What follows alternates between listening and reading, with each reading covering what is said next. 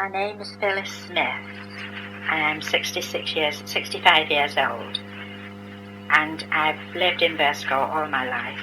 I was born at Crabtree, the house next door to the slipway, and my family were boating people.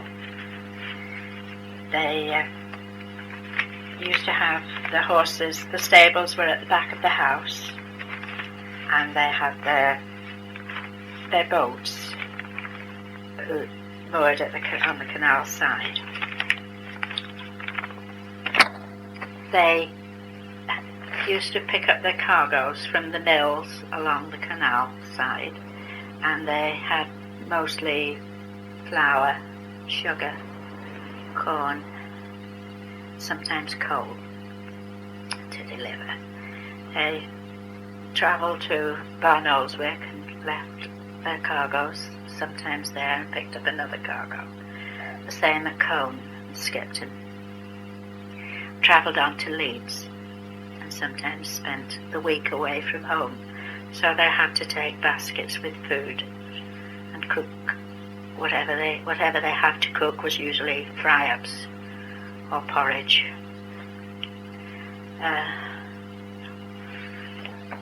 In winter it was a hard life because it was very, very cold, so they started to clog dance, and that was how the clog dancing started in England, with the boatmen making up their own steps. There was the last old boatman who did the clog dancing was Bill Gibbons, and people from all over the country came to Bill so that he could teach them their steps, because the boatmen had their own special steps, and the clog dancers of today are learning them. The men all wore ganzes, and they were heavy pullovers knitted on 4 needles, on very fine needles, size 12 or 11, the old measurements. It is a similar type to Aran knitting, but the ladies made their own patterns up as they went along. There were quite a lot of diamonds in them, very fine moss stitch. The men wore trousers of fustian.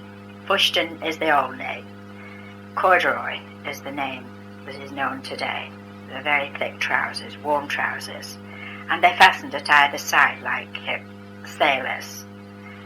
And they were slit at the leg bottoms and decorated, more often than not, with buttons. Then they wore a scarf, usually a white silk scarf round their neck. The ladies all wore white aprons with pleats and feather stitching, very fine feather stitching, and shawls and starched bonnets. There was an awful lot of washing went on with an old dolly and tubs.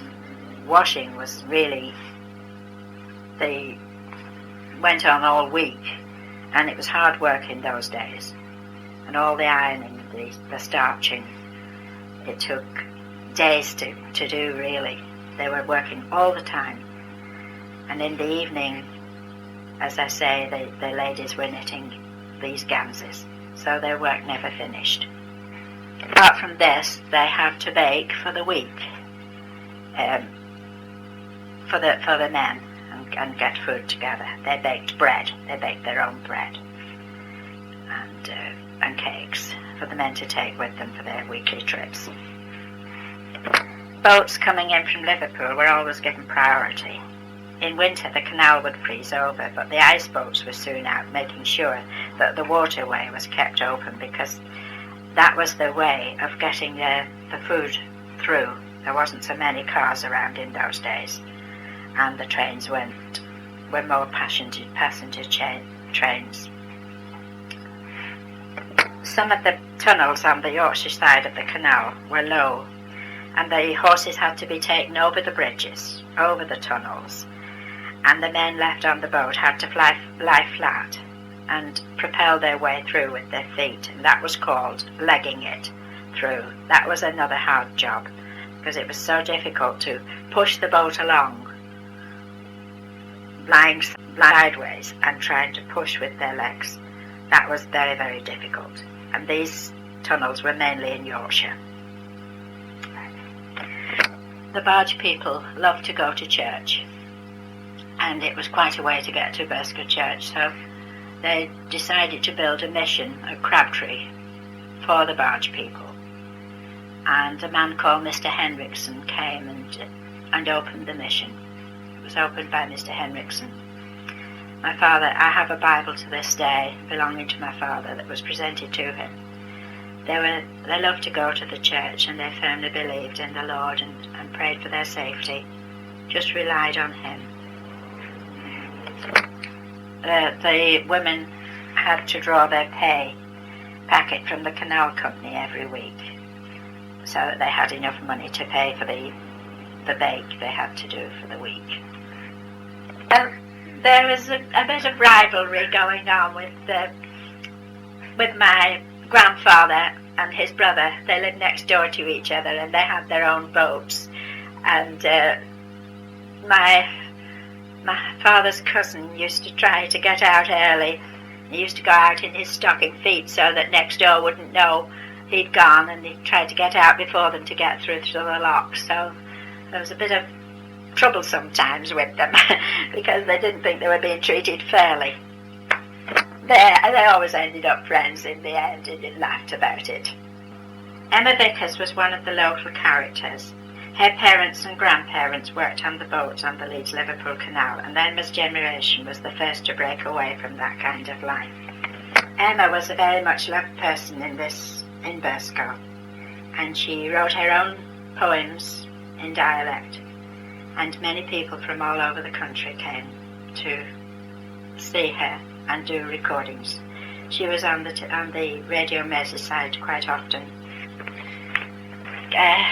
Finishing with the barge life, we will talk a little bit about the routine. Sunday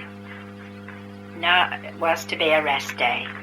My father and mother didn't do any sewing or gardening, nothing at all, just food, and we had some hens in the garden. They had to be fed, but nothing else was done on Sundays. And if I lost a button, picked up a needle, I was in serious trouble. Well, I went to Sunday school twice a day and had to say my collect every Saturday evening to make sure that I was word perfect. I had to do this at my father's knee every Saturday night. My grandparents also were church-going people, and they lived down Wheat Lane. My great-grandmother used to come all the way with her sister from Wheat Lane, rain, shine, always. She went upstairs in the church. She had a little pew of her own paid for in church, and she really got soaked many a night. That was my great-grandmother. And my grandparents were the same. They used to walk all the way on Sunday evenings to church. About school now. I started school when I was 4 and a half, and I can remember a teacher in the infant class. I had a big doll's house, and it was the length of the classroom, the width of the classroom, and I was taken to the doll's house. They also had a rocking horse, and that was the encouragement we had to go to school. The teachers used to make cocoa for us in winter. This was before the free milk came out. We were always the teachers made the cocoa to keep us warm at break time, and we just paid a penny a week for that cocoa every day. We had some happy times at school. We always had to do PE. We were taken out into the schoolyard, and we had to do our exercises, they were called those days, and jumping around. And that was our that was our PE times. I always loved the English lessons best, and the poetry. We had some, and I loved to read, but I'm afraid I wasn't very good at maths. And my friend, I had a young man sitting beside me. And he couldn't do English and I couldn't do problems. So we helped each other until we were found out by the teacher. And we both got lines. Another time our teacher asked how many sums we had right, and we had to put our hands up. 10 right, hands went up, and when it came to none right, no hands went up. But the teacher had been watching me, and I was in trouble, and I had to write lines. Honesty is the best policy, 50 lines. The games we played were top and whip and hopscotch, mainly. But I loved dollies. And there again at school, every Christmas, one of the former teachers, I suppose it's all run out years ago now, but one of the teachers had left some money, and the interest had to be spent on some toys for the children in the infant school at Christmas. And I always asked for a dolly. So I always went home with a dolly, and my mother used to say, "Can you not think of anything else but a dolly?" But my present was always a dolly off the tree. I left school at 14, and our headmaster gave us such a lecture on going out into the world. All the girls ended up in tears. This was in 1939, just at the outbreak of war. So I went to work at a farm in Redcat Lane, mainly helping in the house. Redcat Farm.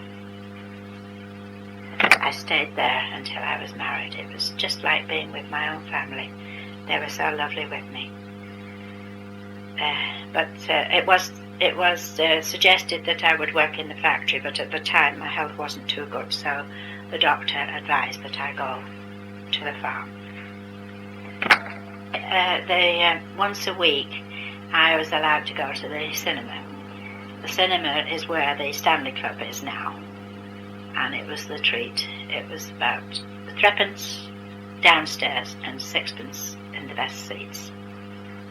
They had a serial going at the cinema, so that was encouragement to go every week because we wanted to know the next instalment. Where Christine's Crescent is now in Burscough used to be tennis courts belonging to the church. That was the church field, and they had tennis courts there, and we always had our tea parties on the field, the sports on the field after having our tea in the church, in the school.